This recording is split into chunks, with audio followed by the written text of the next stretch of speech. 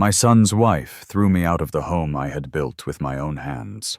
No argument, no second thought, just a cold order to leave. By the next morning, she had already moved her parents in. It felt like being erased, like my years in that house had meant nothing. The following afternoon, they threw a party. I returned quietly, but I wasn't alone. At my side was someone they never expected to see. The moment we entered, their faces went pale as recognition hit. Before we dive in, please consider giving us a thumbs up. The morning started like any other October day in Cedar Rapids. I was in my workshop, sanding down a piece of oak for a jewelry box I'd been making. The wood grain ran smooth under my fingers, each stroke revealing patterns that had been hidden for decades. That's when I heard Celeste's heels clicking on the concrete floor behind me. Strange, I thought. She never came out here. In 4 years of marriage to my son Mason, she'd maybe stepped into this garage workshop twice. The smell of sawdust and motor oil offended her delicate sensibilities, or so she'd told Mason at last year's Thanksgiving dinner. I didn't turn around immediately. Something in the rhythm of her footsteps felt different, purposeful in a way that made the hair on my neck stand up. When I finally faced her, she was holding her phone in one hand and a manila folder in the other. Her face had that practiced, neutral expression she wore when recording her lifestyle videos. "Warren," she said, not Dad, not even the awkward father she sometimes used at family gatherings. Just Warren, like I was a contractor she was about to fire. The folder landed on my workbench with a soft thud. Inside were brochures for senior living facilities, all within a 50-mile radius of Cedar Rapids. Sunrise Manor, Golden Years Community, Peaceful Pines Retirement Home. Each one glossier than the last, featuring silver-haired models playing chess and laughing over cups of coffee. "My parents need a place to stay," she announced, her voice carrying that false sweetness she used with her Instagram followers. "They're having some difficulties with their current situation. Mason and I discussed it last night." The lie came so easily to her lips. Mason had been in Seattle for 3 days, something about a server crisis at his tech company. She showed me his text message on her phone. 3 words that felt like a knife between my ribs. "Listen to Celeste." That was all.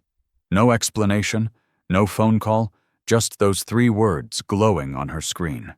My hands started trembling, and I had to set down the sandpaper before she noticed.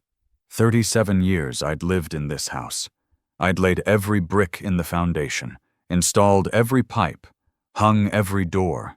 Mary and I had brought Mason home from the hospital to this house.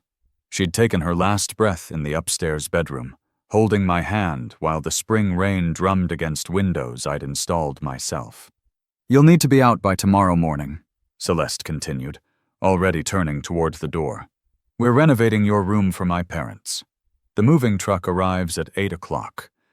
She paused at the doorway, finally showing something like emotion, though it was just irritation. "Don't make this harder than it needs to be. You're 70 years old, Warren. It's time you had some help." Help. The word echoed in my head as I stood there, surrounded by tools I'd collected over 5 decades. The hammer my father gave me when I turned 18.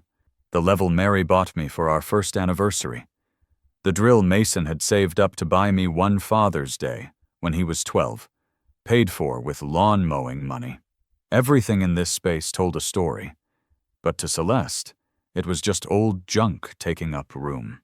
I spent the rest of that day packing in a daze. The house felt different already, like it knew I was being expelled. The walls seemed to lean away from me. The floorboards, worn smooth by decades of my footsteps, creaked in unfamiliar places. Celeste stationed herself in the living room, live streaming the whole process. "Making space for new memories," she chirped to her phone, panning across the boxes I was filling. "Sometimes you have to clear out the old to make room for the amazing things coming next." The wooden box was in the back of my closet, behind winter coats I rarely wore anymore. Inside were photos of Mary, our wedding rings, the hospital bracelet from Mason's birth, and something else, something I'd almost forgotten about, A single sheet of paper, yellowed with age, folded into quarters. I slipped it into my wallet without looking at it. Some things were better left undisturbed, at least for now. The box itself went into my jacket pocket. It was small enough to carry, and too precious to trust in a cardboard moving box. That night, I slept at the Riverside Motel, a place that rented rooms by the week and didn't ask questions. The bed smelled like cigarette smoke and industrial bleach. Through the thin walls, I could hear someone's television playing game shows until 3 in the morning. My phone lit up periodically with notifications from Celeste's social media. She was documenting the transformation of the spare room, which had apparently been what she called my bedroom all along. Her parents, Dolores and Garrett, were already settling in. There were photos of them raising champagne glasses in my kitchen, toasting to new beginnings. The house remembers everything, I thought, staring at the water-stained motel ceiling. Every birthday party, every Christmas morning, every quiet Sunday afternoon. It remembers Mary teaching Mason to make pie crust at the kitchen counter. It remembers the marks on the doorframe where we measured his height each year. It remembers the night I sat on the porch steps and cried after the funeral, when the weight of being alone finally hit me. The house remembers, even if the people inside it choose to forget. My phone buzzed just after midnight. An unknown number had sent a text message. I saw what they did to you today. The security cameras on Maple Street picked up everything. Time to collect an old debt. Meet me tomorrow at the diner on 3rd Avenue. 8 a.m. sharp. There was no signature, no indication of who had sent it. I read it 3 times before setting the phone aside. I knew that diner. Mary and I used to go there for breakfast every Saturday before Mason was born. They served coffee strong enough to strip paint and pancakes thick as phone books. I hadn't been back since Mary died. The thought of sitting in our usual booth alone had been too much to bear. But now, lying in that motel room with everything I owned packed into a dozen boxes, I realized I didn't have much left to lose. The next morning would come soon enough. Whatever this stranger wanted, whatever debt they thought needed collecting, it couldn't be worse than what had already happened. Could it? I closed my eyes and tried to sleep, but all I could see was Celeste's face, that practiced smile as she erased me from my own life. Somewhere across town, in the house I built, my son's wife and her parents were probably sleeping soundly in beds that didn't belong to them. Yet, as sleep finally took me, one last thought drifted through my mind. Mason still hadn't called. 3 words by text, and then silence.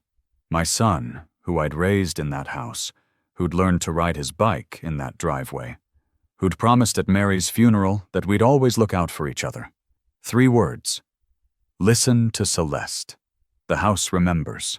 And sometimes I was beginning to understand. That's all the justice you get. The diner had not changed much in 5 years, or perhaps even in the 20 before that. It was a capsule of a time when things were built to last. The same cracked red vinyl booths, the same flickering neon sign in the window advertising the best coffee in Cedar Rapids, the same small, cheerful bell that chimed whenever you pushed through the heavy glass door. I arrived at 7:45, a quarter of an hour early, partly from an old builder's habit of being on time, and partly because I had not slept past 5 in the morning since Mary died 6 years ago. The familiar smell of bacon grease, burnt coffee, and old warm vinyl hit me like a physical memory. I could hear the clink of thick spoons against even thicker ceramic mugs, and the low, comforting hum of morning conversation. For a disorienting moment, I could almost see Mary sitting in our usual booth by the window, stirring 2 sugars into her tea while reading the local news aloud to me, her voice full of amusement at the town's small dramas.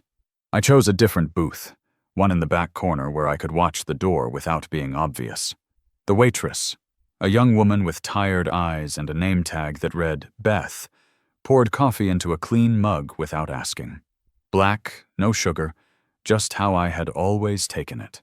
The heavy ceramic warmed my hands, which had felt cold and useless since yesterday morning in the garage. I kept thinking about that cryptic text message, turning the two short sentences over and over in my mind. An old debt is about to be paid. Your house has new security cameras, but old blind spots. Someone had been watching. But who?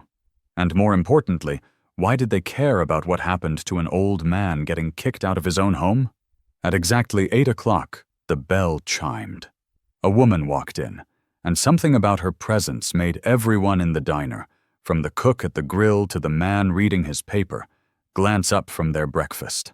She was probably in her early 60s, with a full head of silver hair pulled back in an elegant twist, and the kind of ramrod straight posture that suggested either old money or military training.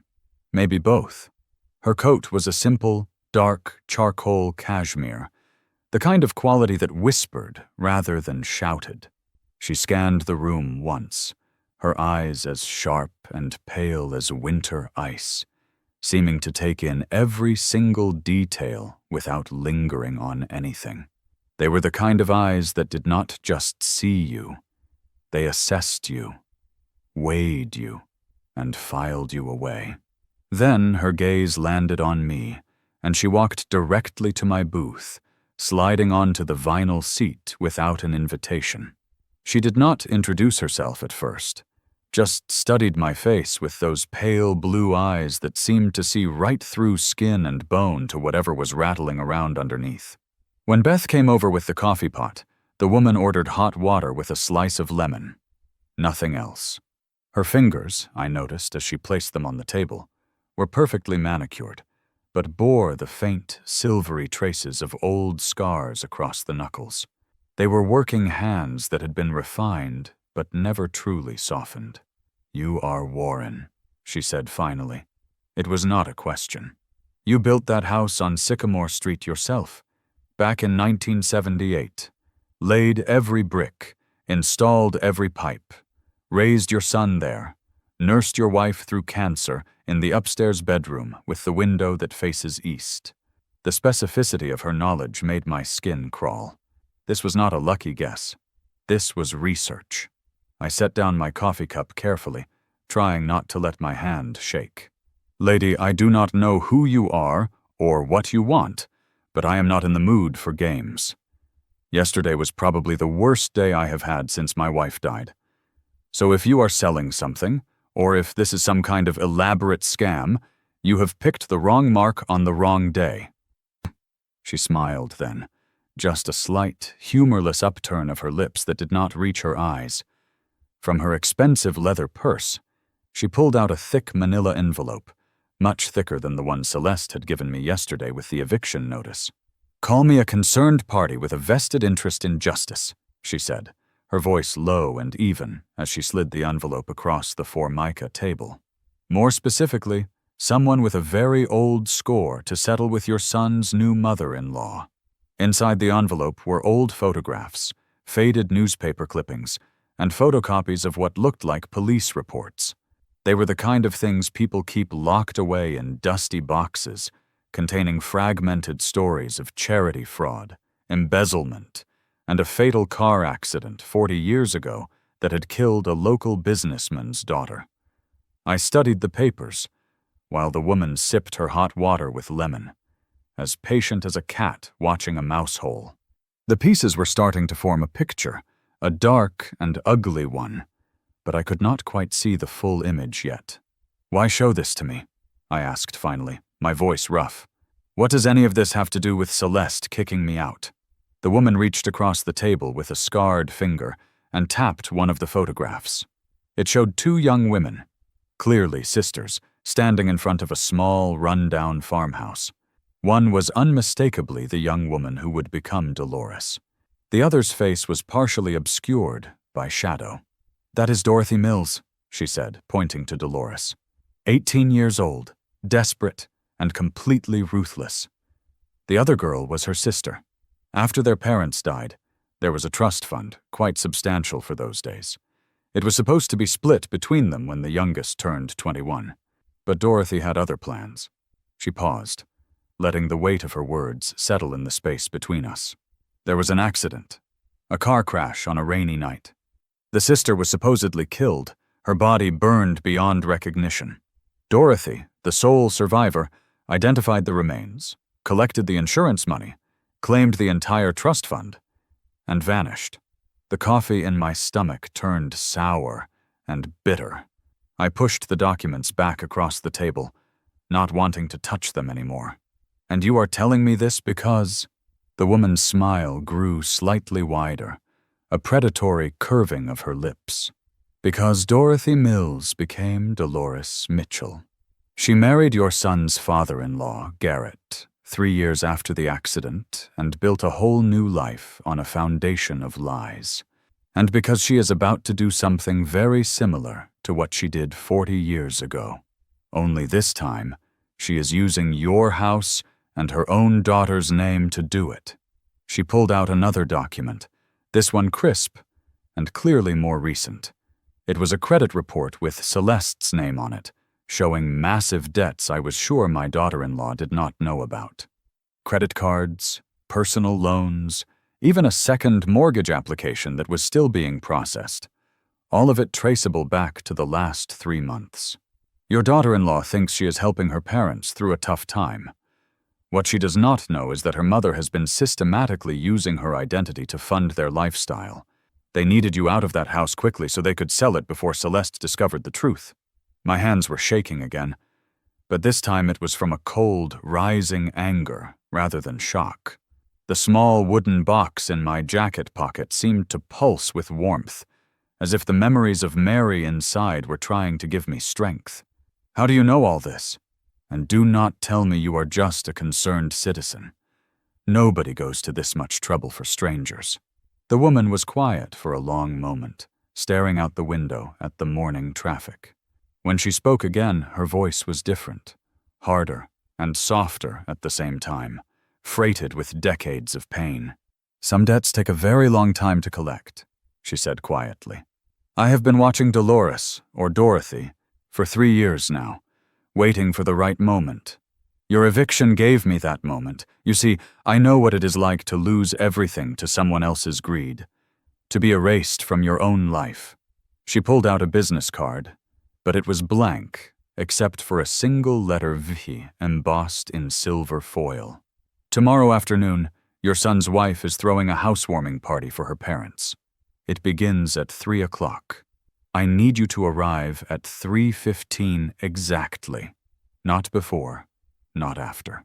I stared at the card, then at her face, trying to read what was not being said, the story behind the icy eyes and the scarred hands. You are the sister, I said, the words coming out as a statement, not a question. The one who supposedly died in that crash. She neither confirmed nor denied it, just continued outlining her plan. The party would be full of Celeste's influencer friends, all with their phones out, ready to document everything. Dolores and Garrett would be holding court, playing the role of grateful, loving parents. And then we would arrive, armed with the truth and evidence that could not be ignored or deleted. What makes you think they will even let me in? Celeste made it pretty clear yesterday that I am not welcome anymore. The woman's smile turned fully predatory. Oh, they will not have a choice. You still have a key, do you not? The spare you made in 1987, hidden under that fake river rock you carved yourself? The one that looks like all the others in the garden, except for the tiny, almost invisible W you etched on the bottom? My blood went cold. How could she possibly know about that? I had never told anyone about that key, not even Mary. I told you, I have been watching for 3 years. I know every hiding spot, every secret, every skeleton in Dolores's considerable closet. I know that she goes through Garrett's phone while he sleeps. I know she has been in contact with someone in Phoenix about acquiring another new identity. I know she is already planning her exit strategy once she has drained everything she can from your son's family. She slid another photograph across the table. This one was recent, grainy, clearly taken with a long lens. It showed Dolores at a bank carrying a familiar briefcase. It was the one I kept my important documents in, stored in the house's crawl space. She must have found it while I was packing my things. The anger in my chest was building into something else, something colder and more focused. This woman, whoever she really was offering me something I had not known I needed. Not just revenge, but a revelation. The truth, served cold and public, in front of everyone who mattered. "What do you need from me?" I asked, my voice steady now. She leaned back in the booth, satisfied. "Just be there, 3:15. Wear something nice, the kind of outfit you would wear to a funeral. Bring that wooden box in your pocket, the one with your wife's photos. And when the moment comes, follow my lead." "How did you—" I started to ask about the box, but she was already standing, leaving a crisp $20 bill on the table for her hot water. 3 years of watching, Warren. Remember? Your wife was a beautiful woman. She deserved better than having her memory erased from that house. The piano Celeste had hauled away yesterday? I know where it went. After tomorrow, you might even get it back. She pulled on her coat with a practiced efficiency. "One more thing. That paper in your wallet, the one from the wooden box? You might want to read it tonight.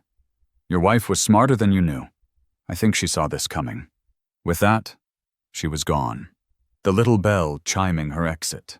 She left me with cold coffee, a table full of damning documents, and more questions than answers. But also, for the first time in 24 hours, something that felt like hope. I gathered up the papers, tucked them into my jacket, and headed back to the motel. Tomorrow would be interesting. The house might remember everything, but sometimes memories needed a little help finding their voice. And if this mysterious woman was right, tomorrow at 3:15, those memories would speak loud enough for everyone to hear. The motel room looked even shabbier in the dull gray of the morning light. Water stains on the textured ceiling had formed patterns that looked like angry storm clouds, and the threadbare carpet bore the faint shadows of decades of spills and neglect. It smelled of stale air and desperation.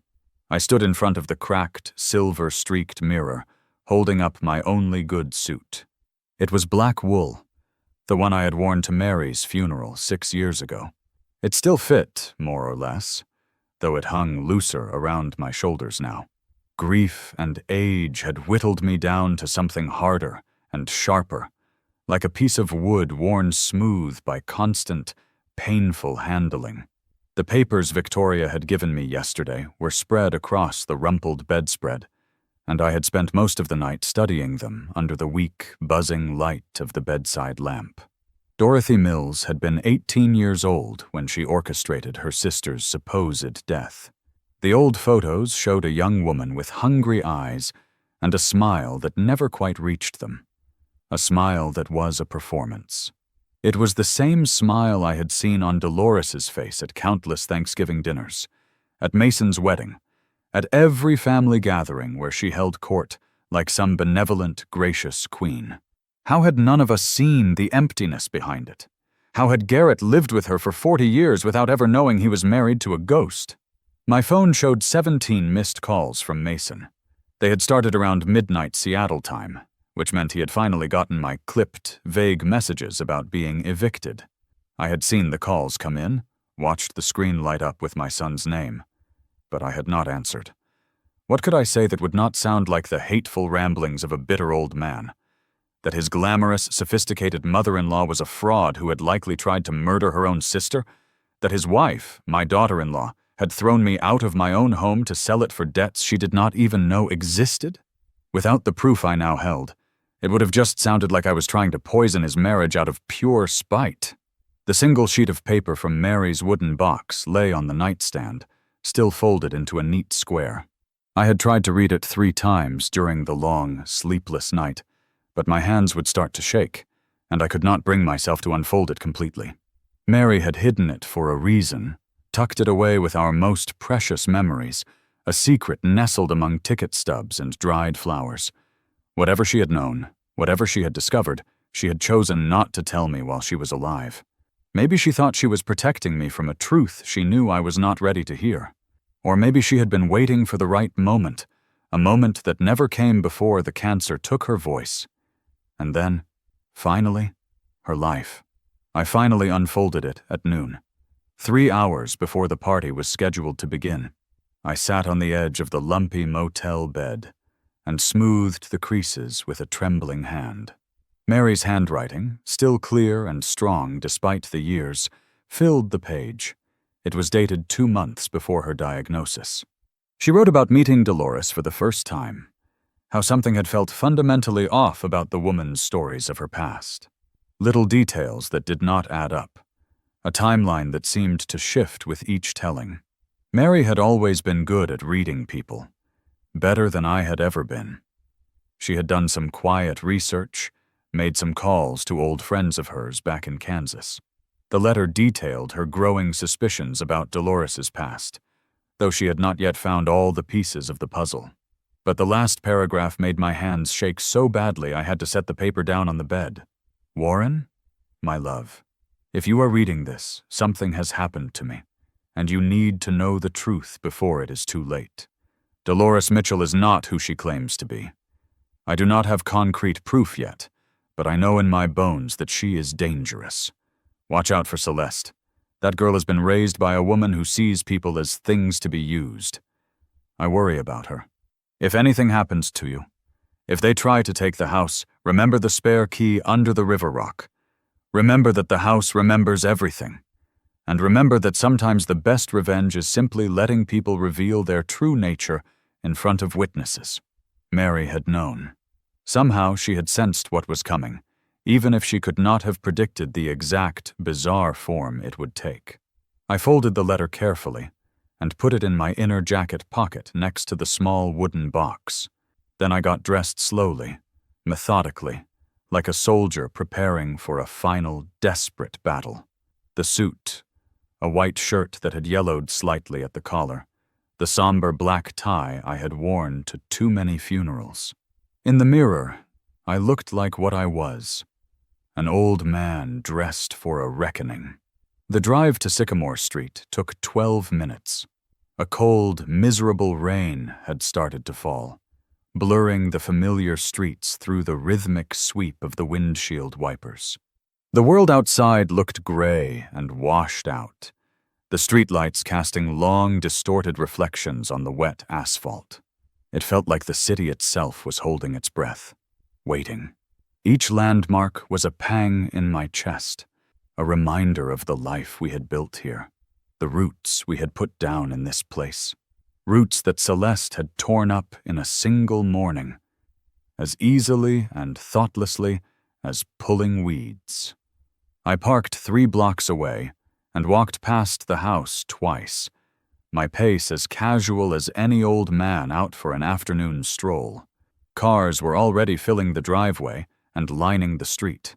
They were expensive, gleaming cars, the kind driven by people who called themselves influencers and entrepreneurs, but mostly seemed to take pictures of their food and call it work. Through the windows, I could see the party was already in full swing. Dolores stood in the center of the living room, holding court in a shimmering dress that probably cost more than my monthly Social Security check. The woman from the diner, Victoria, had been right about the security cameras. I counted 3 new ones, sleek black domes mounted under the eaves, all positioned to cover the approaches to the house. Celeste was nothing if not thorough about documenting and protecting her curated life. But she had missed the side path that ran along the garage, the one hidden from the street by the sprawling oak tree I had planted when Mason was born. That tree had grown tall and thick over 37 years, its branches creating a natural blind spot that no camera could penetrate.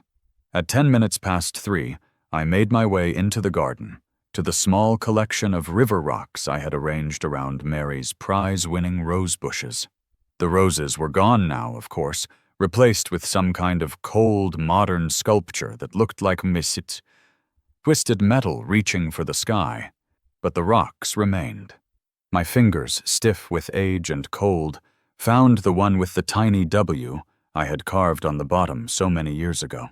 Inside, wrapped in a plastic bag that had yellowed with age, was the spare key. It still worked. The lock turned with the same smooth, satisfying click it had made the day I installed it. The house felt different the moment I stepped inside. The smell was wrong. All artificial freshness and expensive, cloying candles instead of the familiar scents of coffee and wood polish and Mary's baking. The walls had been painted a stark gallery white, covering the warm earth tones Mary had so carefully chosen. The family photos were gone from the walls, replaced by abstract art and large mirrors that reflected nothing worth seeing. But underneath it all, I could still sense the bones of the house, the structure I had built with my own hands. The house remembers, I thought, running my hand along a doorframe that still bore the tiny, pencil-thin notches where we had marked Mason's height each year. I stood in the hallway that led to the living room, hidden by the coat closet door that I had deliberately hung to create a blind spot. It was an old builder's trick, one that Celeste's sleek, modern renovations had not changed. From here, I could hear the party clearly. Dolores was in the middle of telling a charming, funny story about their journey to Cedar Rapids, how they had fallen in love with the area, how deeply grateful they were to their generous daughter for opening her home. The lies flowed from her as smooth as honey, each one carefully crafted to paint a picture of perfect family harmony. Garrett's voice was softer, more uncertain. He kept starting sentences and not finishing them, as if he was not quite sure what script he was supposed to be following. I wondered how much he really knew, how much he suspected deep down. 40 years of marriage built on a foundation of lies. Did he ever wake up in the dead of night and wonder who the woman sleeping beside him truly was? Or had he simply trained himself not to ask questions, not to look too closely at the inconsistencies in his wife's past? At 14 minutes past 3, I heard the doorbell ring. My pulse quickened. Victoria had said she would arrive at 3:30, but plans could always change. I heard Celeste's heels clicking across the floor, the same sharp, impatient sound that had preceded my eviction. Then her voice, bright and false. "Oh my God, what are you doing here?" But it was not directed at me. Through the narrow crack between the door and its frame, I saw Mason standing in the entrance, still in his travel clothes, looking exhausted and profoundly confused. "My flight got in early," he said, and his voice was harder than I had ever heard it. "I wanted to surprise you for the party, but imagine my surprise when I stopped at Dad's house first and found it empty." The party noise dimmed as people sensed drama brewing. These influencer types lived for conflict, as long as it was someone else's. Celeste tried to guide Mason away from the door into a more private room, but he stood firm, his jaw set. "Where is my father, Celeste? And why are there strangers living in his room?" This was not part of the plan, but maybe it was better this way. Mason needed to see this, needed to understand what had been done in his absence. I stayed hidden, waiting, my hand on the wooden box in my pocket. The house seemed to hold its breath with me. 3:15 came and went, then 3:20. Through the narrow gap, I could see Celeste trying to spin the situation, her hands moving in those practiced, placating gestures she used in her videos. But Mason was not buying it. His face was getting redder, his voice rising in frustration. Then, at exactly 3:30, the doorbell rang again. Celeste, flustered and cornered now, hurried to answer it. The woman from the diner stood there, but she looked different, older somehow, more fragile. She was leaning on a cane I had not seen before, and her face had been altered with subtle makeup to emphasize wrinkles and shadows. She looked like someone's grandmother, harmless and easily dismissed, but her eyes were still as sharp as winter ice. "Hello, Dorothy," she said, and her voice carried with perfect clarity across the suddenly silent room. "It has been 40 years. Did you really think I was dead?" The silence that followed was absolute, a perfect, crystalline void. Even the influencers had stopped recording, too shocked to remember their phones. Dolores stood frozen in the center of the room, her face draining of all color until she looked like a corpse at her own wake. The house remembered, I thought, and stepped out of my hiding place. It was time for all its memories to find their voice. The moment stretched like pulled taffy, sweet and sticky and impossible to break. The festive hum of the party had vanished, replaced by a silence so thick it felt like a physical weight in the room. Dolores's mouth opened and closed without sound, a fish drowning in the sudden, suffocating atmosphere of truth.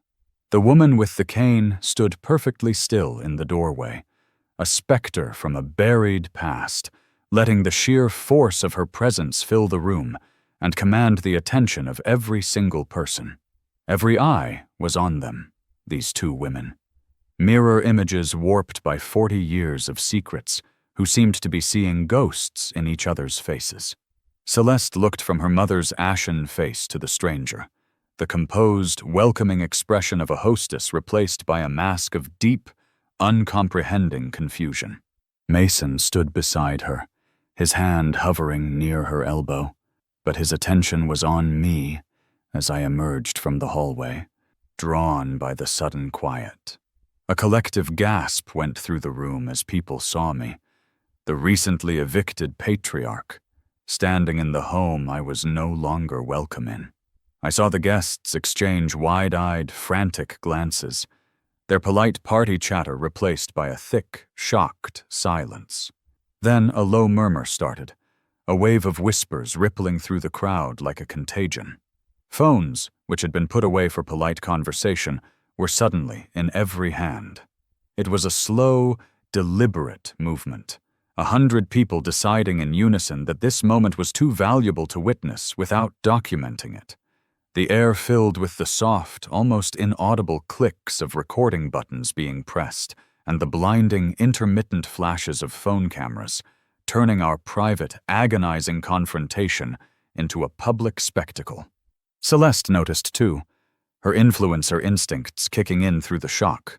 She moved toward the woman with the cane, her hands raised in what she probably thought was a calming, de-escalating gesture. But the woman did not even look at her.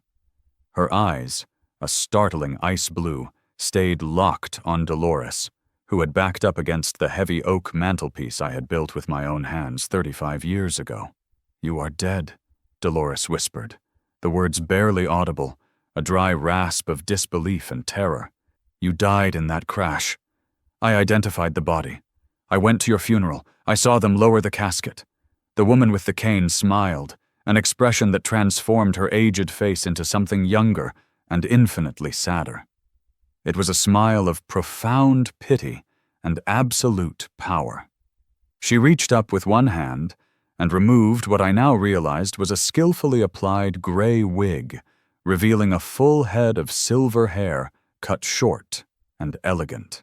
She straightened her posture, the subtle stoop she had affected vanishing, and the cane was revealed as a prop as she let it clatter to the hardwood floor. Suddenly she looked exactly like the woman from the diner, the one who had watched me with such knowing eyes, but also, unmistakably, like a relative of the woman cowering by the fireplace. Garrett had been standing near the kitchen entrance, a glass of expensive single malt whiskey forgotten in his hand. Now he moved forward, his face cycling through a rapid, painful series of emotions: confusion, a flicker of recognition, and finally a kind of dawning, horrified understanding. He looked at his wife of 40 years, as if seeing her for the very first time. The whiskey glass slipped from his numb fingers, shattering on the hardwood floor I had installed the year Mason was born. The sound, sharp and explosive, broke whatever spell had held everyone frozen. Voices erupted at once, a cacophony of questions flying like startled birds. The woman raised one hand, a simple, elegant gesture, and surprisingly, everyone quieted. She had that kind of presence, the sort that made you lean in and listen, compelled by an authority that needed no volume. "My name is Victoria Mills," she said, her voice clear and carrying to every corner of the room. 40 years ago, my twin sister Dorothy staged my death to steal our family inheritance. She became Dolores Mitchell, married this man, and built a life on the foundation of my supposed grave. Celeste's face was as pale as fresh paint. She grabbed Mason's arm, her fingers digging into his sleeve, whether for support or to keep him from moving, I could not tell. "Mom, tell her she is wrong," she pleaded, her voice trembling. "Tell everyone this is some kind of horrible mistake." But Dolores said nothing. She stood there, aging years in seconds, the careful mask of grace and charm she had worn for 4 decades cracking and falling away like old plaster. Her hands shook as she reached for her purse on a nearby table, probably looking for her phone or car keys, some means of escape. But there was nowhere to run, not with 30 cameras recording her every move, her guilt being live-streamed to the world. Victoria pulled a slim leather folder from her bag. She did not need to list the contents. She simply held up a single, faded photograph of 2 young, identical sisters, their arms around each other, smiling into a long-lost summer. Then she held up a birth certificate bearing the name Victoria Mills. The truth was simple and utterly damning. "I survived that crash," she continued, her voice as steady as a heartbeat. "Badly injured, but alive. A family of migrant workers found me on the roadside and took me to a hospital across the state line. By the time I recovered enough to remember who I was, my dear sister Dorothy had vanished with everything. It took me 20 years to rebuild my life from nothing, and another 20 to find her. I have been watching for 3 years, waiting for the right moment to reclaim my name." Mason stepped forward, pulling free from Celeste's desperate grip. His eyes found mine across the room, and I saw a storm of understanding dawning in them. He had inherited Mary's ability to read people, to see the truth that hid beneath the surface. "Dad," he said, and his voice broke on the single word. Is this why Celeste threw you out? To cover this up?" Before I could answer, Victoria spoke again, turning her piercing attention to my daughter-in-law for the very first time. "Your mother needed money desperately. She has been using your name and your credit to take out loans, credit cards, even attempting to fraudulently mortgage this very house. Check your credit report if you do not believe me. She needed Warren gone quickly so she could sell before you or the banks discovered what she had done. Just like 40 years ago, she was ready to destroy lives to save herself." Celeste's phone was already in her hand, her fingers flying across the screen with practiced speed. I watched her face change, the blood draining from it as she saw what Victoria had shown me only yesterday. $87,000 in debt she did not know existed. The room erupted again, but this time it was different. The influencers were not just recording now. They were commenting, providing a running narrative for their live streams, sharing the drama in real time. I heard someone say their stream already had 10,000 viewers. Another mentioned that someone had started a hashtag, Mitchell Meltdown. The modern world's version of the stocks and the pillory, more swift and thorough than anything I could have imagined. Dolores was being erased in real time, just as she had erased her sister 40 years ago. Garrett sank into a chair, his face as gray as ash. 40 years of marriage, and he had been living with a stranger, an imposter. How many times had she lied to him? How many stories about her childhood, her past, her family were complete fabrications? I felt a sharp twist of sympathy for him.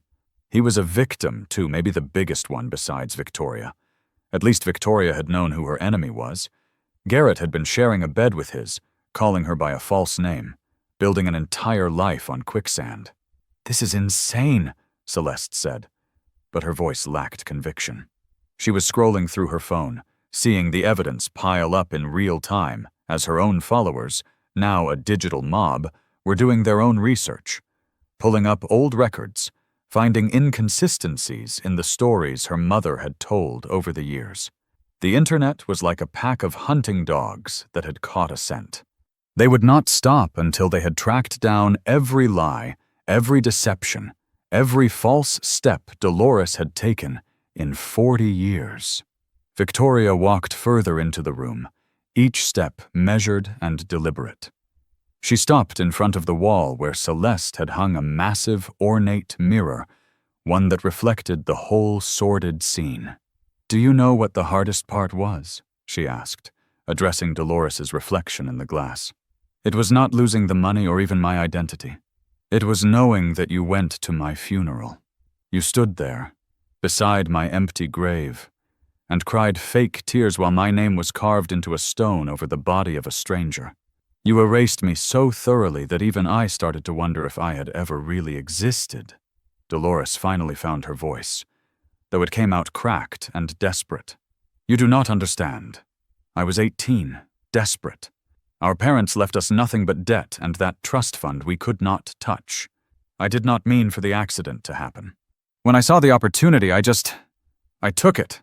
Victoria laughed, a sound like breaking glass. "Took it? You planned it for months. I found your journal, Dorothy. You wrote about studying my handwriting, practicing my signature. You even wrote about the oleander leaves you put in my tea to make me sick and disoriented that night before the drive." The revelation hit the room like a physical blow. Attempted murder. This was not just fraud anymore. This was something darker, something that made even the most drama-hungry influencer take an involuntary step back. Mason moved to my side, his hand on my shoulder. I could feel him trembling, whether from anger or shock, I could not tell. His whole world was restructuring itself around this new, terrible axis.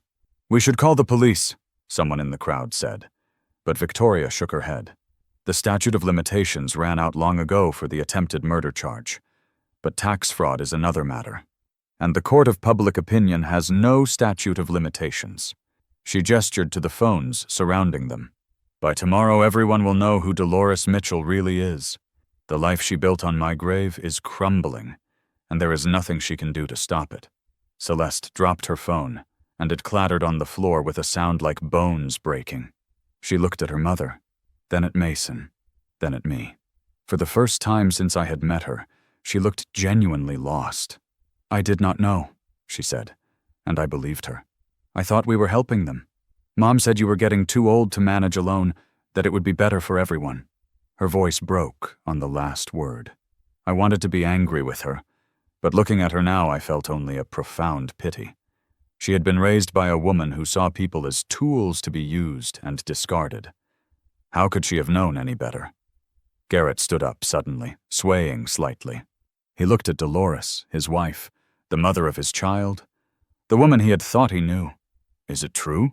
he asked, though the answer was written in every line of her guilty face. "All of it?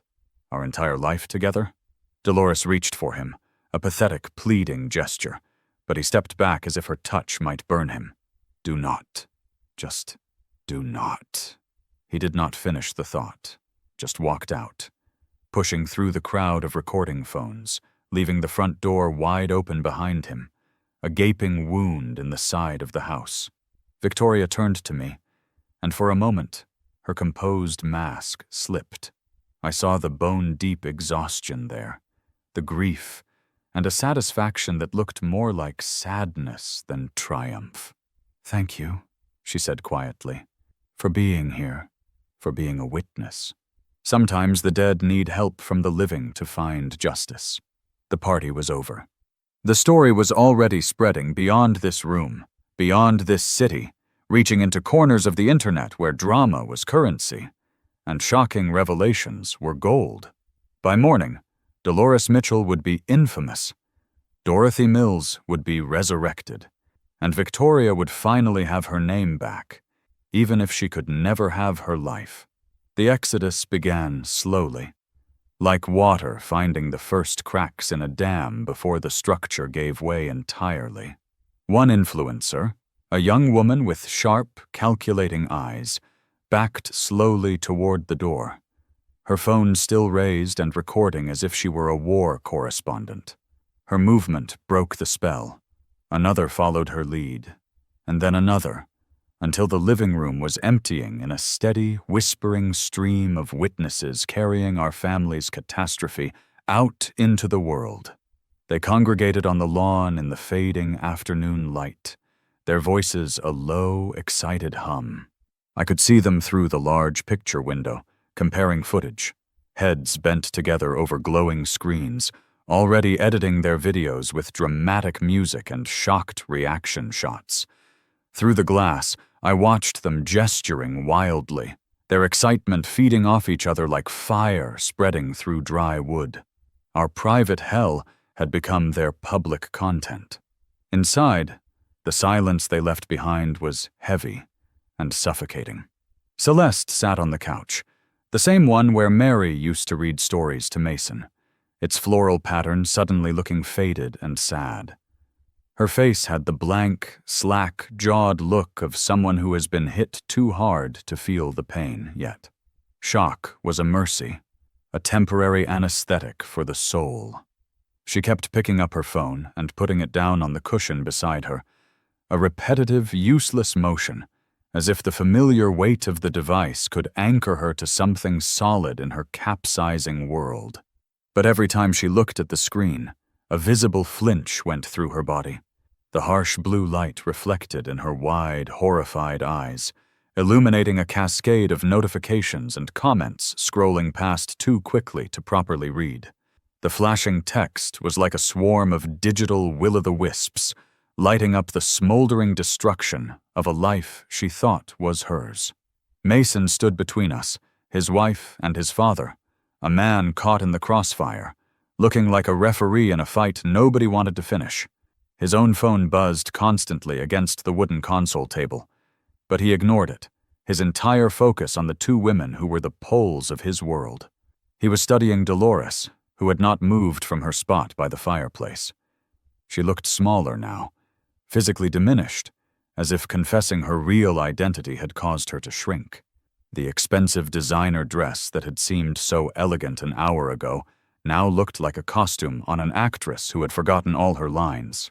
Her hands, usually so steady, kept moving to her throat, her fingers fluttering over her collarbone, touching a necklace that was not there, a ghost of a gesture for a ghost of a life. Victoria had taken a seat in the armchair that used to be mine, the one with the worn leather arms and the perfect view of both the front door and the kitchen.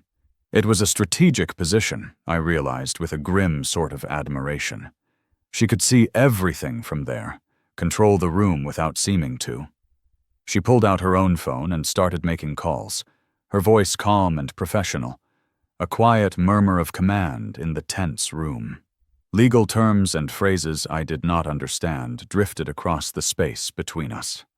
She was setting something in motion, the final phase of a plan that had been constructed as carefully and methodically as Dolores's original deception.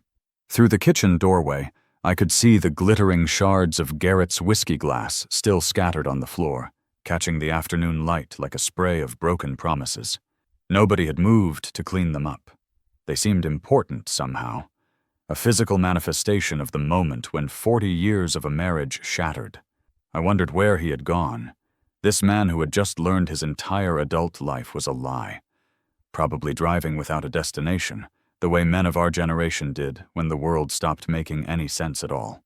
"Mom," Celeste finally said, her voice small and lost, the voice of a child waking from a nightmare. How much of it was real? Was any of it?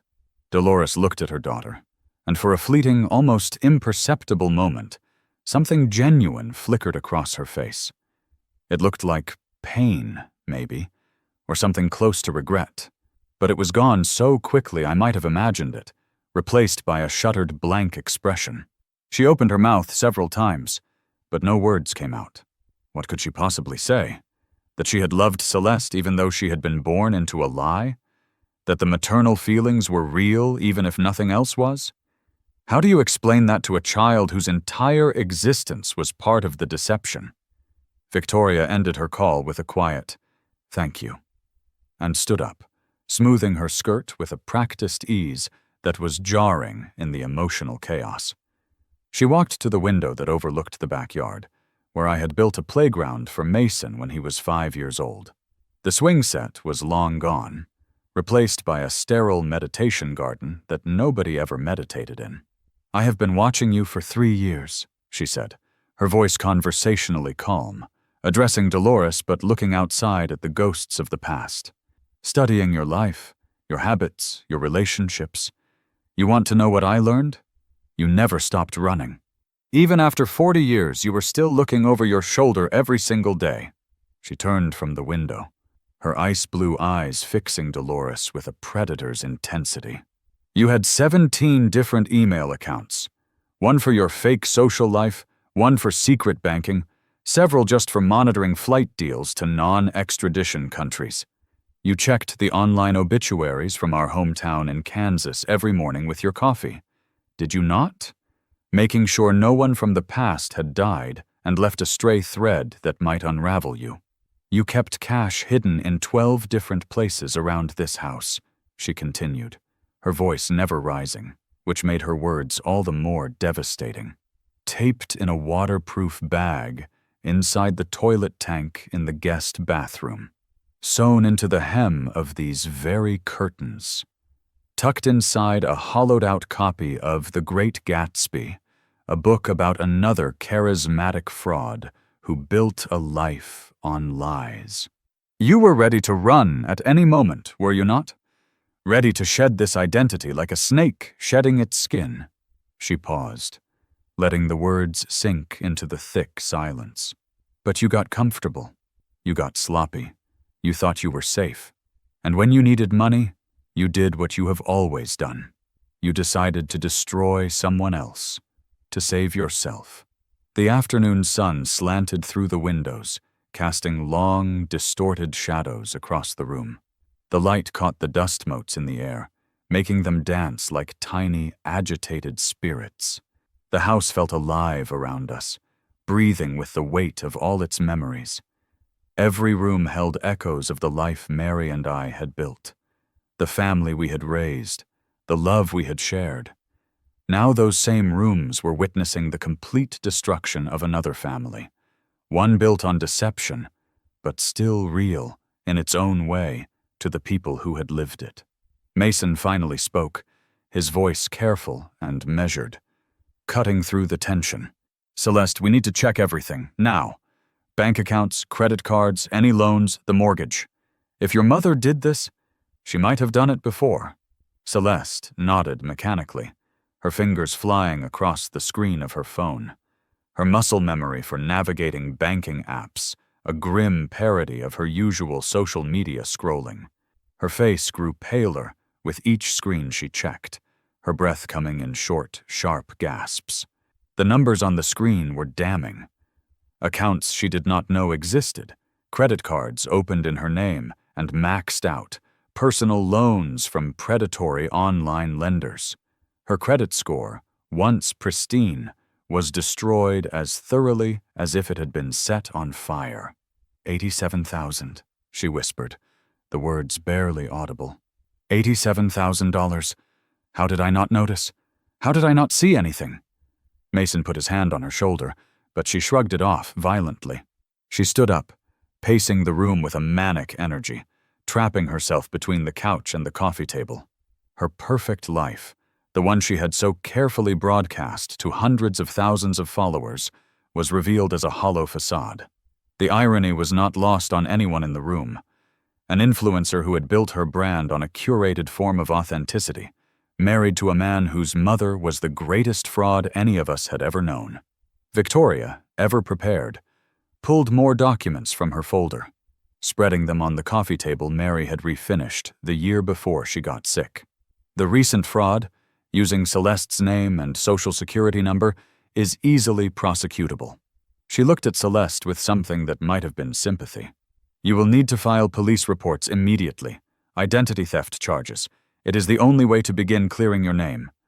Dolores finally moved, stumbling slightly as if her legs had forgotten how to work.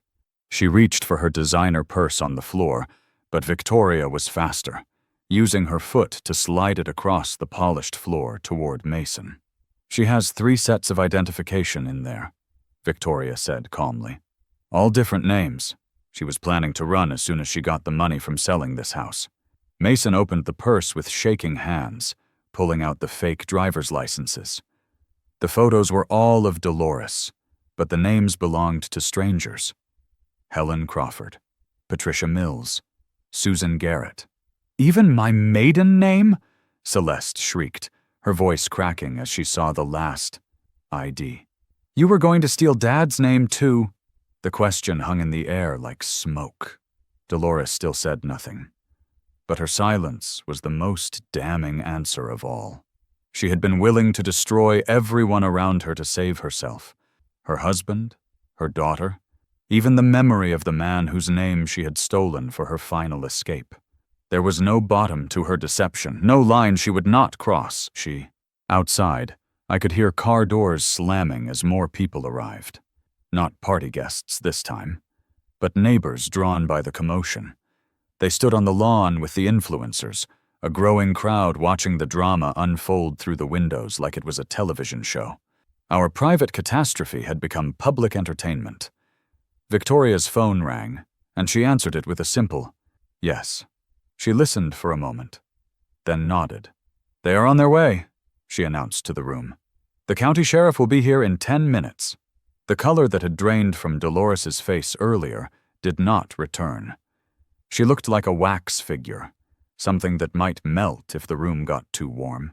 Her carefully styled hair was coming undone, gray roots showing at the temples. The expensive makeup that had looked flawless this morning was now streaked and smudged. The transformation was complete. Dolores Mitchell was dissolving, and Dorothy Mills, the desperate 18-year-old who had tried to murder her sister, was all that remained.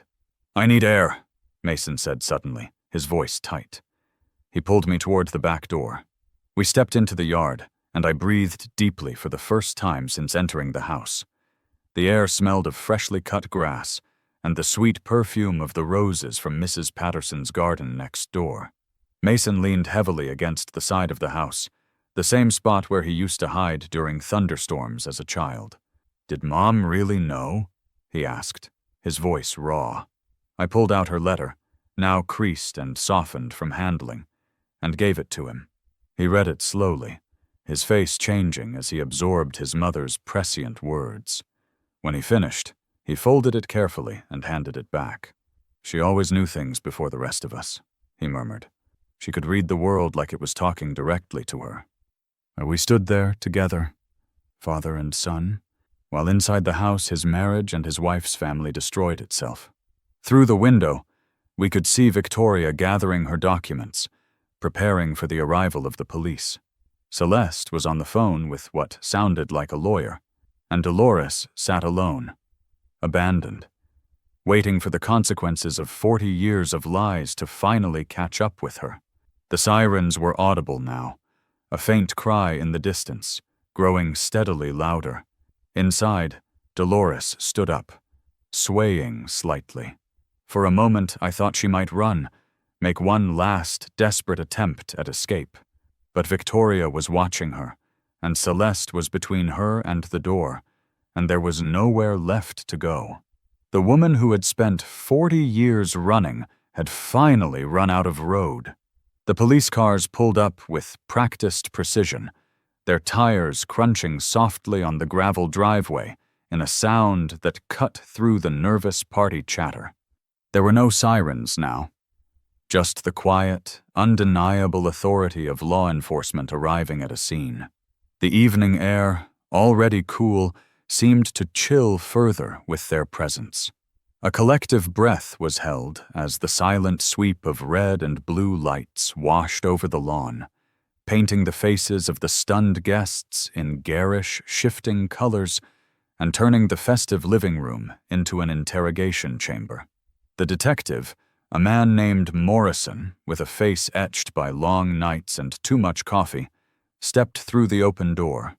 His movements were economical, his gaze missing nothing as it swept over the room, lingering for a fraction of a second on the shattered glass near the fireplace. He listened patiently to Victoria, his head tilted slightly. His voice, when he spoke, was low and steady, a stark contrast to the frantic, panicked energy gripping the air. We heard fragments of their conversation, words like identity theft and fraudulent documents and warrant floating like smoke, dissolving the last vestiges of normalcy. He spoke quietly to Celeste then, his tone carrying a professional, detached sympathy, as he explained the necessity of filing charges to begin the long and arduous legal process. Then, he turned his full attention to Dolores. The room seemed to shrink, the air growing thick and heavy. The familiar words of the Miranda rights, spoken in a clear, deliberate monotone, were the only sounds in the sudden, absolute silence. They echoed off the high ceilings, each phrase a hammer blow, nailing the coffin shut on 40 years of meticulously crafted deception. You have the right to remain silent. The words hung in the air, followed by a silence so profound I could hear the hum of the refrigerator in the kitchen. Anything you say can and will be used against you in a court of law. I watched Dolores's face. For the first time, her mask of sophisticated charm cracked, revealing the raw panic beneath. The shards of Garrett's shattered whiskey glass, still strewn across the hardwood floor, caught the flashing police lights, reflecting them across the room in sharp, frantic patterns like a visual scream. For a long moment, the only sound was the ragged, panicked rasp of Dolores's breathing, a desperate, hitching sound that seemed to fill the sudden, cavernous emptiness of the house. She did not resist when a uniformed officer stepped forward, the metallic jingle of his handcuffs a prelude to the finality of it all. She did not speak a word when they asked if she understood the rights that had been read to her. There was a soft, sharp click as the first cuff closed around her slender wrist, followed by a second. She flinched at the touch of the cold steel. With her hands secured behind her back, she seemed to diminish, all the power and presence she had commanded moments before draining away. She just stared at Victoria, her eyes a maelstrom of emotions that held 40 years of bitter resentment, cornered fear, and a lifetime of poisonous jealousy. The sister she had tried to kill, the one she had erased, had survived. She had rebuilt her life, had waited, had planned for 4 decades for this exact moment.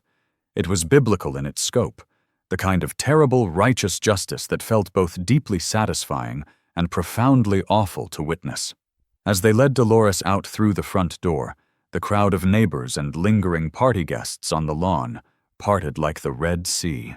A wave of cell phones rose in unison, a forest of tiny blue screens all eager to capture the moment when the elegant Dolores Mitchell was revealed to the world as Dorothy Mills, attempted murderer and lifelong fraud. The cold, bluish light from countless screens illuminated her face, turning her walk of shame into a bizarre, instantaneous 21st century media event. From the living room window, Celeste watched her mother's world end in real time. Victoria stood beside her, not touching, but her presence a solid, grounding weight in the chaos. "I am sorry," she said quietly, her voice imbued with a genuine, weary sorrow. "You are collateral damage in a war that started before you were born. None of this is your fault." Celeste laughed, a bitter, broken sound that was more of a sob than anything else. "My entire life is built on lies. My name, my memories, my mother. How is that not my fault?" Victoria did not answer immediately, choosing her words with the same care she had used to plan her revenge. She looked out into the descending night, at the last of the police cars pulling away. "You were authentic within the context you knew," she finally said, her voice soft but firm. "You cannot be blamed for not seeing what was deliberately and expertly hidden. Your mother was a master of deception.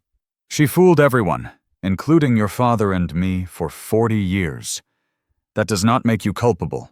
It makes you another one of her victims." The words seemed to offer little comfort, but Celeste nodded slowly, filing them away for a later time when she might be able to believe them. The house felt different with Dolores gone. as if a great, oppressive pressure had been released from its very foundations. The walls seemed to breathe easier. The immediate crisis was over. The woman who had stolen my home was gone. The sister who had been erased had been acknowledged. The truth had been revealed. But the aftermath stretched ahead like a long, dark road through unfamiliar territory. Garrett returned just as the last police car was pulling away, its taillights disappearing down the street. His face was haggard, his eyes red and swollen. He had been crying, this man who had probably been taught his entire life that tears were a sign of weakness. He stumbled into the room and stopped, his gaze sweeping over the wreckage of the party, the remaining police officers, and me. He looked at the empty spot where Dolores had stood, then at Victoria, whose face was a mirror of the woman he had loved, and finally at the destruction of everything he had believed to be solid and real. His broad shoulders sagged under the invisible weight of it all. "I need to know," he said to Victoria, his voice a rough, broken whisper. "Were there signs? Signs that I missed?" "There were signs," she admitted, her tone gentle but unwavering, a small kindness to a man whose world had just been obliterated. The way she never wanted to visit our hometown in Kansas, always having an excuse. The sheer panic in her eyes, when you once jokingly suggested a genealogy test for a birthday gift. The separate bank accounts and the post office box she thought you did not know about. But you loved her, Garrett. Love makes us blind to things we do not want to see. He nodded slowly, accepting this small mercy. He had been a fool, but a loving fool. He turned to Celeste, his daughter. His expression was one of absolute agony. "I do not know if I am really your father," he choked out. "But I raised you, and I love you. That has not changed. When you are ready, if you want, we can do a DNA test. Or not. It is your choice. Always." Mason suggested we all sit down, try to sort through the immediate practical concerns. We gathered in the ruined living room like the strangest, most broken family meeting ever convened. Victoria, the aunt nobody knew existed. Garrett, the father who might not be a father. Celeste, the daughter raised on a foundation of lies. Mason, the husband desperately trying to hold his marriage and his wife together. And me, the displaced patriarch whose eviction had started this entire avalanche. Victoria placed her slim leather briefcase on the coffee table and opened it with a crisp snap. "I have had lawyers preparing for this for months," she explained, her voice all business now. She pulled out neatly labeled folders. "The house is safe. Warren built it. The deed is in his name. The debts in Celeste's name will take time to clear with the police report, but they will be cleared. Garrett, your assets are separate. She could not touch most of them, though you will want to check everything." The business of untangling 40 years of deception was mundane, almost anticlimactic after the high drama of the revelation. Victoria had a list, prepared with the same chilling thoroughness she had brought to exposing her sister. I wondered what those 3 years of active watching had been like, seeing her sister live the life that should have been hers, waiting for the perfect moment to reclaim her own name. "What will happen to her?" Celeste asked, her voice barely a whisper. Bail was unlikely given the flight risk and the severity of the charges. Dolores would be held pending trial, facing many years in prison if convicted. "She will survive," Victoria said, and there was something in her voice that might have been a flicker of pity. "She is a survivor, always has been. She will adapt to prison the way she adapted to being Dolores Mitchell." It was probably true. The question was whether there was anything real left underneath all the personas she had worn. The sun was setting now, the last rays of light painting the room in funereal shades of orange and pink. The circus was winding down, but the aftermath would last for months, maybe years. "I should go," Victoria said, gathering her documents and closing the briefcase. "You all have a lot to process." But Celeste stopped her, her hand shooting out to touch Victoria's arm. "Wait. Please, I need to know. What was she like?" Before all this, Victoria paused at the door. She looked out the window at the last streaks of daylight, as if peering across an ocean of time into a distant past. She was brilliant, Victoria said finally, her voice soft with a memory none of us could share. Charismatic, funny, ambitious. When we were girls, she could light up a room just by walking into it. She paused, a sad smile touching her lips. But she was also desperate. We were poor, you see. The kind of poor that seeps into your bones. Our parents died in debt, and we had nothing but that trust fund we could not touch until we were 25. She saw it as a prison, a cage. I think she convinced herself that taking my life, was a kind of justice. She looked at something none of us could see. I loved her, she continued, her voice cracking for the first time. That is the hardest part.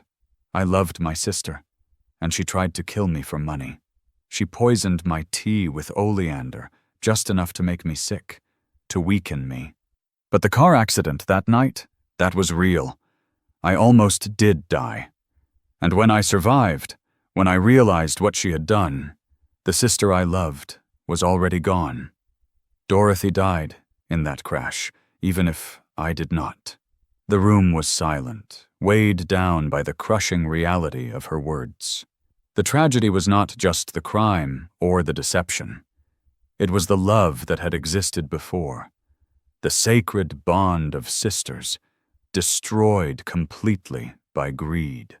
Celeste was crying again, but quietly now, mourning not just the mother she had lost, but the entire family that had been destroyed before she was even born. Victoria left then. She had waited 40 years for justice, and now that she had it, she seemed smaller somehow, deflated. Revenge, even when it is justified, rarely brings the satisfaction we expect. Garrett stood to leave too, but paused at the door. He looked at me, and his eyes were filled with a profound, bottomless sorrow. I am sorry, he said simply, for everything. This is your home. It always was. After he left, the three of us stood in the wreckage of what had been a party just hours earlier. Abandoned glasses, plates of half-eaten food, and discarded napkins were scattered around the room, the detritus of a celebration that had become a catastrophe. The house felt patient around us, its old timbers seeming to sigh as it waited to see what would happen next. "Dad," Mason said, and the word carried the weight of the entire evening. "Come home. This is your house, your home." I looked at Celeste, who nodded, her face exhausted but determined. "He is right," she said, her voice thick with emotion. "I am so sorry for everything." The apology felt genuine, heavy with the new, terrible understanding of what deception could do to a family. The house remembers, I thought, and now it would remember this too. The day the truth came out, the day the family fell apart, and the day, maybe, just maybe, something new could be built on the ruins. Not the same, never the same, but perhaps something more honest, something real. 6 months later, I stood in my workshop again, sanding the same piece of oak I had been working on the day Celeste kicked me out. The wood felt familiar and solid under my calloused fingers, its grain running true and straight, an honesty people rarely possessed. The rasp of the sandpaper was a steady, meditative sound against the deep silence of the afternoon. The workshop smelled right again. A comforting blend of sawdust, linseed oil, and the faint ghost of Mary's rose perfume that somehow still lingered after all these years. The house had changed and changed back again. Mason and Celeste had painstakingly restored most of it to how it was before, a quiet act of penance and love. The walls were repainted in Mary's warm earth tones, and the family photos were rehung in their rightful places, silent witnesses to our turbulent history. They even recovered the piano from a dusty, cavernous estate sale warehouse where it had been waiting to be sold. I remember the day it came back. the careful movers grunting under its weight, the way the light caught the polished wood as it crossed the threshold once more. It sat in the living room now, still in tune, its ivory keys seeming to remember the gentle pressure of Mary's fingers. The trial was the grim formality we all expected. The evidence was overwhelming, a mountain of forged documents and financial records. Dolores is now serving a sentence of 8 to 12 years in a state facility. Victoria attended the sentencing, a silent, solitary figure in the back row, a witness to the end of a 40-year lie. Justice, it turned out, tasted like ash in her mouth. There was no triumph, only the hollow echo of a life stolen. Celeste's recovery had been harder to watch than any courtroom drama. Her influencer career was over, the glittering facade shattered beyond repair. But from those ashes, something unexpected and far more resilient had grown. She had started a blog, a quiet corner of the internet dedicated to the ugly truths of identity theft and family betrayal, a guide to rebuilding when everything you believed was proven false. The writing was raw and unvarnished, honest in a way her previous curated content had never been. She had far fewer followers now, but they were real, their comments filled with shared pain and mutual support. She and Mason were still together, a testament to something stronger than either of them knew they had. They had separated for 3 agonizing months while she rented a small, anonymous apartment downtown to figure out who she was without the name Mitchell. The therapy helped, but the real work was done in late-night phone calls and tearful coffee shop meetings. They were trying, and that was more than many couples would have managed. Garrett had filed for divorce and moved to a sterile condominium in Florida. He'd had a heart attack 2 months after Dolores' arrest, the cumulative stress finally catching up with his body. He survived, but the ordeal aged him a decade, carving new lines of grief into his face. He and Celeste talked on the phone once a week. The DNA test had come back as expected, proving he was not her biological father. But biology mattered less than history. He was the only father she had ever known. Victoria visited occasionally, her presence both a comfort and a painful reminder. She had legally reclaimed her name and her identity, but the victory was hollow. You can't get back 40 years. The sister I loved died in that crash, she had told me once, staring out at the rain-streaked garden. I spent 40 years hating a ghost. Now that Dorothy's in prison, I just feel empty. I understood. Revenge does not nourish. It just leaves you hungry for something you can never have. The past undone. Sometimes I find myself standing in the living room in the dim, pre-dawn light, just listening. The house breathes around me, a silent keeper of our secrets. I think about the empty armchair, the one Victoria sat in on that fateful night. A ghost claiming her rightful place.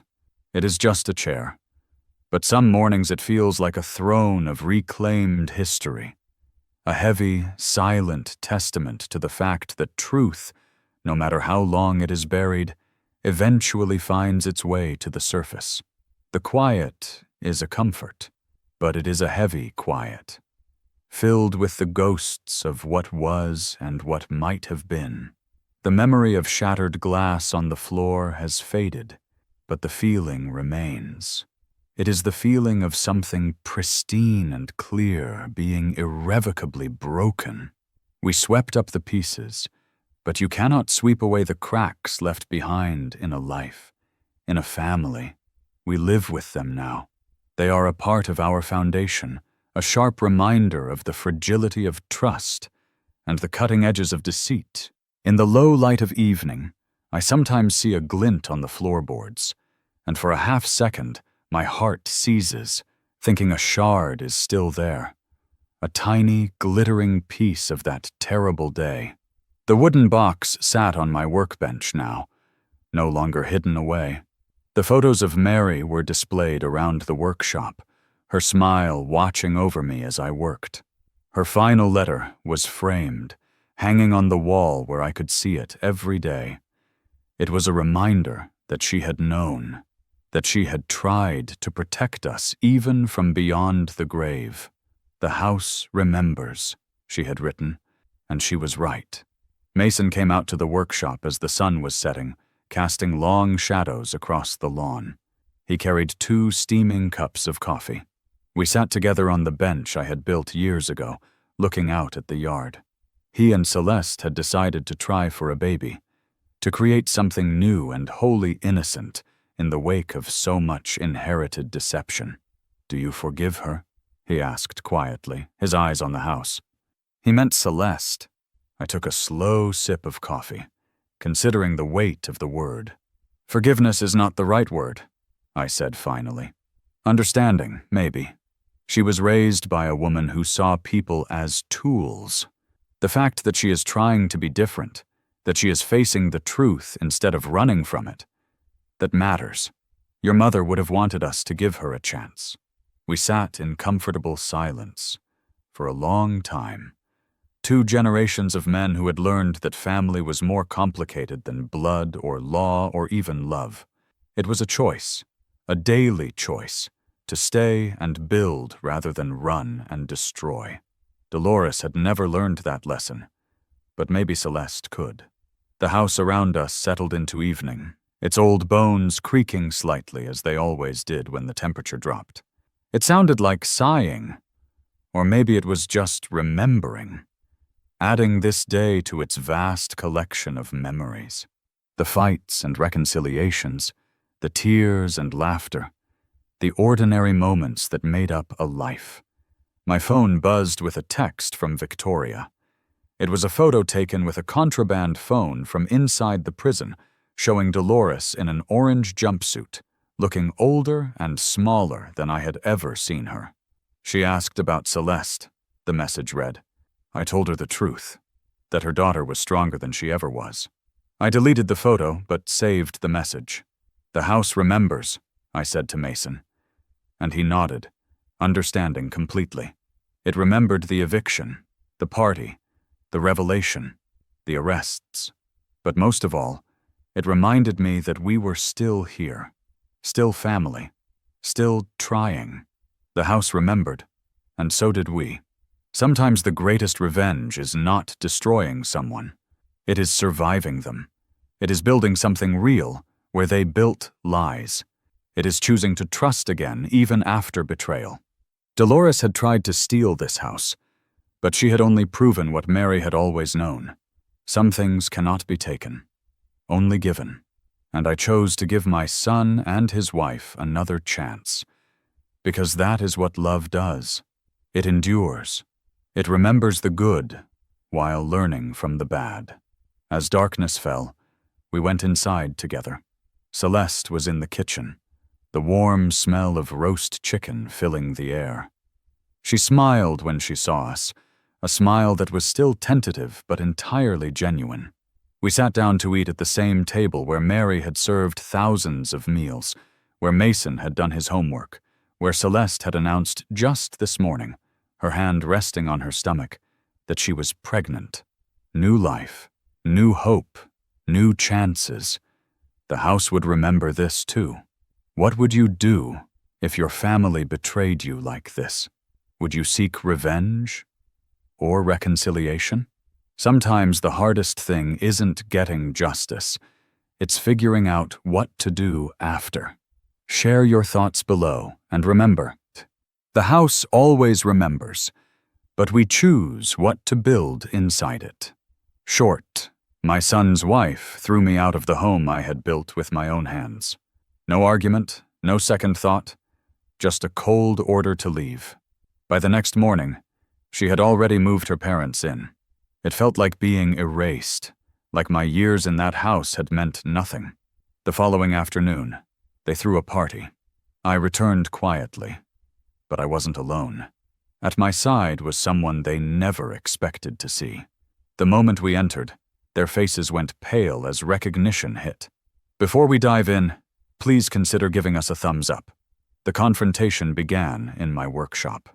Celeste's heels clicked on the concrete floor, a sound so out of place it made the hair on my neck stand up. She never came out here. My parents need a place to stay, she announced, her voice falsely sweet. She claimed that she and my son, Mason, had discussed it. A lie, since he was away on business. Then she showed me his text message. 3 words that felt like a knife. Listen to Celeste. I had to be out by morning. For 37 years, I'd lived in this house. I laid every brick, and my wife Mary took her last breath in the upstairs bedroom. Now, I was being erased. The next morning, a woman with silver hair and eyes as sharp as winter ice slid into my booth. She knew everything. She laid out a plan for me to crash the party. As she left, she delivered one final, chilling instruction. You might want to read it tonight. If you want to know what I have done, please click the link under the comment or the link below the red arrow on your screen.